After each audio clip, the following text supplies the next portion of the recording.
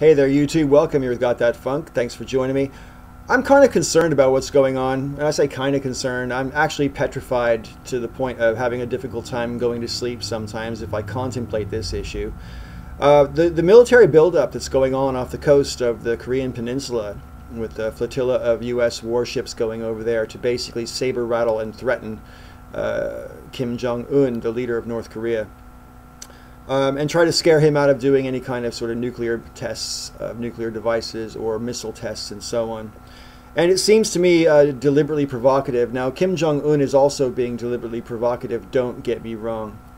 But the guy has the reputation, I've never met him in person, of course, but from everything you read, and this could all be propaganda, but he seems to be a person who is has a sort of megalomaniac kind of streak to him, and is a bit of a narcissist, and quite frankly seems to be a little bit unpredictable as to what he might do if provoked in the wrong way or at the wrong time. So I really think we're playing with fire here. You know, on the one hand, I'm absolutely against nuclear proliferation. I think countries that don't have the bomb shouldn't be allowed to acquire the bomb by whatever reasonable means we can do, make that happen. It's already way too late for North Korea. They started detonating nuclear devices in tests, what, over 10 years ago now, isn't it? When they first started. And that being so, the issue has to become one of containment, because prevention, it's already too late for that.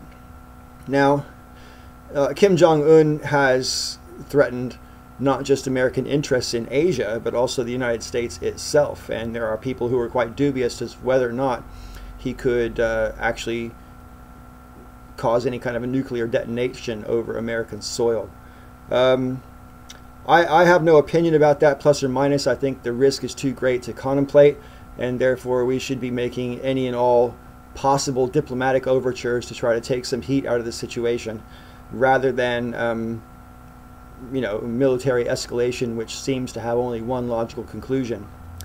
Now, one thing that really pisses me the fuck off about this issue is where in the fuck is Congress?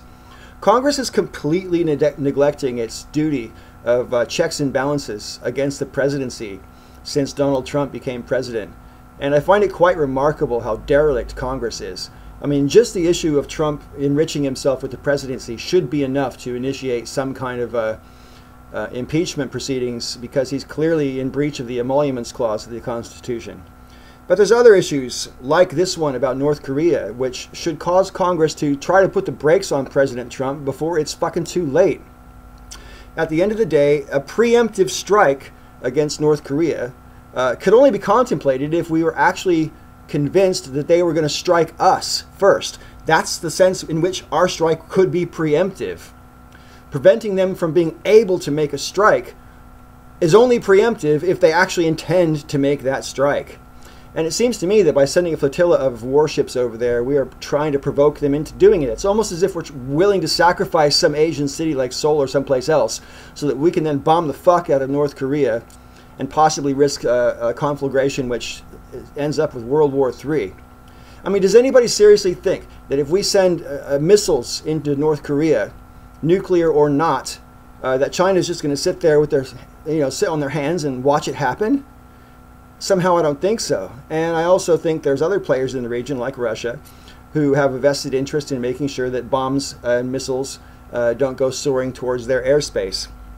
So the tensions are high and ought to be high, and I really think we need some sober reflection on this entire situation. Diplomacy might fall on deaf ears at first, but you just keep on, and keep on until you make a break, until something cracks. Because what we can't afford is any kind of exchange of nuclear weapons from whatever side towards whatever side. We are so lucky that we've had 7 decades go by since the last time nuclear weapons were used on a civilian population. From my point of view as a child of the Cold War, it's kind of a miracle that we haven't used nuclear weapons again in war since World War II. I would love to die with that being true. I would love to be able to look at my grandchildren and know that they're never going to have to suffer from the effects of nuclear fallout or anything like that. And if we escalate to the point of no return with North Korea and other actors like possibly China or others get involved or try to prevent us from doing what we think we're supposed to do, it just can't end well. I can't see any way that this can end well other than diplomacy. And unless Congress puts the brakes on Trump, who else is in a position to do so? This is something I think we should be talking about more often and more seriously. I want to hear what your thoughts are about the situation between the United States and North Korea. And, you know, if you think I'm wrong in my thinking, I mean, perhaps you're out there thinking, look, if we don't stop them now, we're never going to be able to stop them. Perhaps that's a point you can make.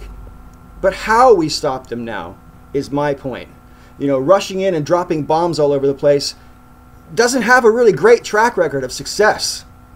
Show me where it works or has worked, because I really can't see that. It seems to me that when we just go around dropping bombs and so on, we're not really doing any real nation building in that manner, and we just actually store up more problems for future generations than the ones we've already got presently.